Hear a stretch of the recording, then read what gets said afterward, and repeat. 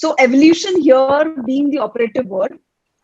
So no matter what is the stimulus for our evolution, we are still evolving. Like managing a pandemic like COVID-19, or to a simplest thing of discovering a new tier substitute, we are constantly evolving. As I said earlier, no matter what is our stimulus for evolving, um, when we want to see the evolution, let's just take a step back and see our past and our history. So as Dr. Gaurav Luthra earlier mentioned, that dry eye disease was earlier just defined as the water within, and how they were treating it was, as this is in Egyptian scriptures, they used to make a paste of my and lead salt. That's why they have this thick eye makeup that the Egyptians had. And I think this is where Professor Stephen Flugelfelder got his idea of nasal stimulation from. That some of the cultures, including India, used to use incense sticks to cause reflex lacrimation. So defining dry eye disease with just a three word definition to almost calling dry eye disease as a short note now. We have come a long way in how we have evolved in understanding dry eye disease. So earlier we was just to concentrate on the diagnostics. We used to just classify dry eye disease based on Schirmer's test and TBUT as it is aqueous deficient or evaporative or maybe mixed. But understanding how multimodal the disease has become, I think the diagnostics also have to graduate from our simple Schirmer's and TBUT to a multimodal diagnostics. Now to make it very, very simple and concise, we are going to approach this in a very stepwise manner. And the stepwise manner is going to be thus. We're going to look at the history and questionnaires that are available for dry eye disease, the clinical exam, which is absolutely important, and finally coming to the investigations. Let's start with the questionnaires. Now, this has been detailed by Dr. Gaurav Luthra earlier, but what he highlighted was very important of the facial washing, how we do it. Most importantly, we have also started including this in our leading questions as to if the patients are smokers or if they are passive smokers. So if I had this friend of mine whose husband was a smoker, and because of the passive smoking, she developed significant dry eye disease. So these are few things that need to be asked in history. Now here is a list of validated questionnaires that are available for dry eye disease. They can vary from the number of questions that you have. What is important here is that if you want to look at the quality of life that it has. Now, I cannot have an OCAS or a HT analyzer at my clinic. So to understand the visual impact that dry eye disease has, I can just do a simple ocular surface disease index, which takes hardly 5 minutes to do it. But if you want to do a detailed questionnaire, which also decides of how the treatment satisfaction has been, then you can go to an Alcon IDLE questionnaire. So these are validated questionnaires that are available. As soon as the patient is done from preliminary, step 2, we give them a questionnaire depending on if I want to diagnose dry eye or if I want to prognosticate dry eye treatment. Step 2, after doing the history and questionnaires, the most important aspect here is step 3, which is the slit lamp or the clinical examination. Most often than not, most of the diagnosis is done at the slit lamp, and it makes our life so much easier just by understanding what kind of dry eye disease the patient has, as was beautifully described by Dr. S.K. Rao in his talk.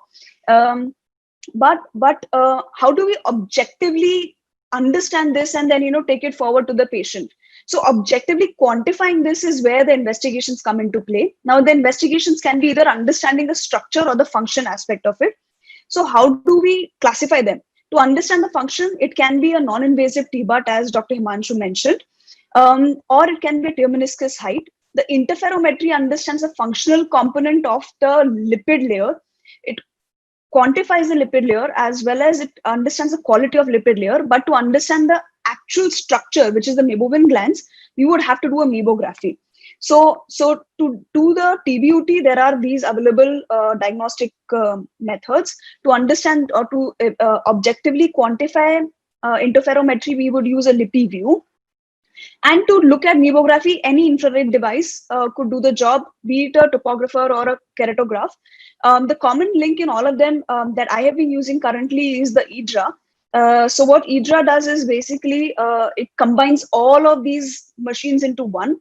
Let's take it step by step. So this was the user interface. What it does is it gives us the interferometry, and it gives you the video. Also, it makes it very, very simple. So it gives a tool and a colored scale which will tell what is the lipid layer thickness, and it also say that objectively it is normal, suspicious, or abnormal. And the metrics are inbuilt into the system itself, so we don't really have to memorize the numbers.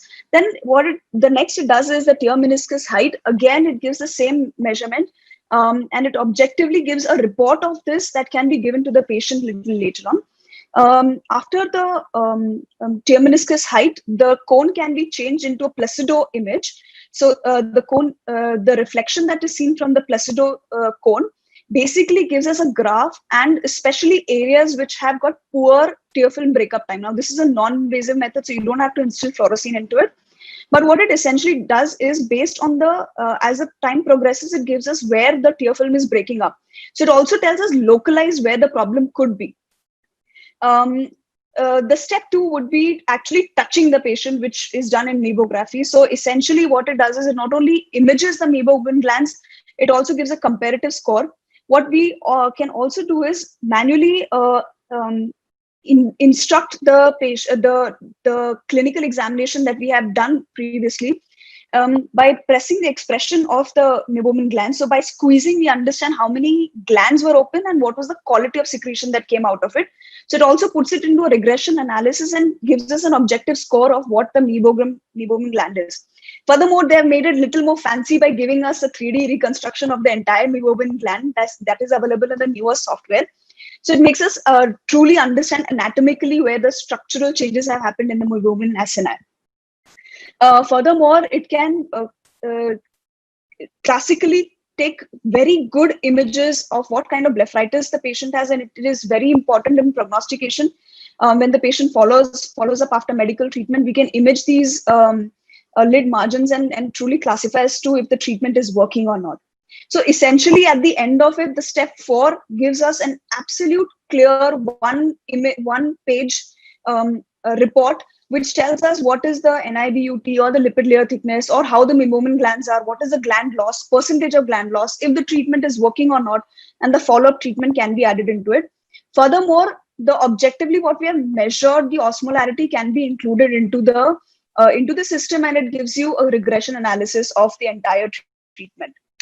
So we have understood the structure and the function, but what we have not looked at is that how is the tear film, what is the tear film composed of? Now, we cannot take all the tears to the lab immediately. So what we can do is look at the tear osmolarity.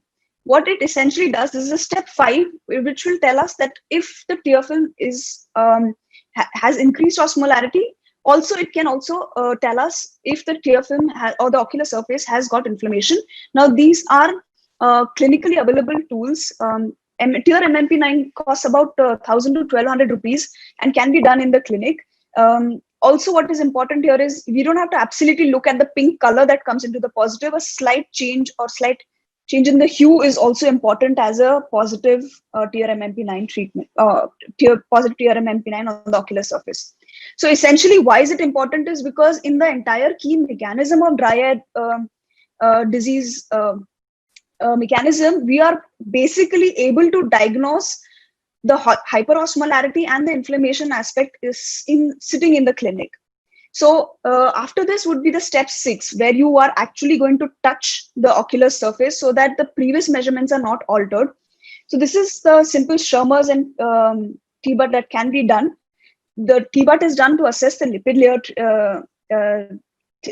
layer function. The other test that can be done is the phenol red test, which is less invasive and takes lesser time than the Schirmer's test. And of course, once we have stained the ocular surface, it would be vital to look at the staining technique. Again, what is an advantage with the IDRA is that it gives you a corneal color which is correlating with the corneal staining. So we can have a reference image and then we can add it into the reference into the system and give us a final output of where do we stand in classifying the patient's dry eye disease. So So having said that, these are patients where we have almost most of our patients who have classical dry eye disease will be qualified and will be treated accordingly. What is important here is the patients who are symptomatic but have no signs. So these are the patients who come with these typical complaints that, my eyes are tired, my eyes are hurting after cataract surgery, as has been discussed earlier also. So these are the patients who have these uh, unexplainable pain, and we know that there is the effect is the pain, but the cause behind it, what we have understood till now, is that there is inflammation. So when we looked at inflammation, you just type inflammation and vitamin D, and you get more than 460 papers on inflammation and eye and vitamin D. And what is very important here is that we have understood the role of vitamin D in the immune system of the ocular surface, as well as in the systemic immunity. And what is even further important is that we have proved it and validated that vitamin D is important. And following Professor Rohit Shetty's talk, he made my job so much easier, because he's highlighted the role of dry eye and dendritic cells that are present on the ocular surface. What it also does is it causes changes in the nerves of the eye. And how do we measure? This is the step 7, where we can actually measure and quantify different layers, which is done by the in vivo confocal microscopy. The important one here is the subbasal nerve plexus. So combining all of these, we are able to take it step forward. Now, this would be a luxury, and it is an important research tool where we can collect the tears that we have done from Shermer's and collect the serum. And a combination of all of this, if we can send it to the lab, we will have a more insight of understanding the dry eye disease, which may help us give better treatment to our patients. But clinically, what is currently available is these are various studies that have combined what are the emerging diagnostic technologies for dry eye disease. I have put up a chart here which basically tells us which layer of tear film are we looking at, and what is the best way to evaluate that layer of tear film. Now, why is it so important? Is simply because our treatment depends on what we are diagnosing and how we are diagnosing. So depending on which layer of the tear film is involved, we go ahead and treat that layer of the tear film. Just a passing remark on why diagnostics are important, just not in a cross section as diagnosis, but also the follow up as a treatment. Now, this was a patient. This was actually my brother who was undergoing the IPL treatment. So this he had a significant amount of dry eye. What was very important here is that I did a pre-IPL for him. The meibomian glands looked absolutely disturbed. But if you look at the pre-IPL, he had, I cannot explain this, but he had a lot of meibomian gland dropout. But post-IPL, after 3 months, he had regeneration of, if I can really classify it that way, he had regeneration of meibomian glands, which I have not seen so far. I've not even heard of so far. But this was like absolute miracle. Fortunately, he was my brother, so he was very happy, and he sent me 4 more patients after that. And I was very, very fortunate to contribute into the atlas that was published by SPM and IDRA. It was a clinical atlas. So it just increased my interest into diagnosis of dry eye disease, and the entire process has helped me understand and given better insight into what dry eye disease is. To sum up, it is very simple. It just looks like it just looks too much and too messy and too much to grasp, but it's very simple. Step 1, take a detailed history. Step 2, give a questionnaire to the patient, depending on which questionnaire you're comfortable with. Step 3, do a simple slit lamp examination, and this has to be in this order so that it is non-invasive and we're not disturbing the ocular surface. Step 4 is the non-invasive methods that we have described already. Step 5, touch the ocular surface, look at the tear film composition in terms of osmolarity or MP9. Step 6 is the clinical test during which you would instill fluorescein stain or lissamine green stain, the vital dyes, to improve our diagnostics, and which we are actually more comfortable with as clinicians. So this just validates what we have done in step 4, which is the non-invasive methods. Step 5, if none of these are working, it would be vital to look at the systemic workup of these patients, because there could be something more which is just not apparent on the ocular surface, or as we call it, as the white inflammation or subclinical inflammation. And if you have the luxury, you would go to step 8, which is the advanced diagnostics, of looking at fear biomarkers or systemic biomarkers, also looking at the confocal imaging or OCAS.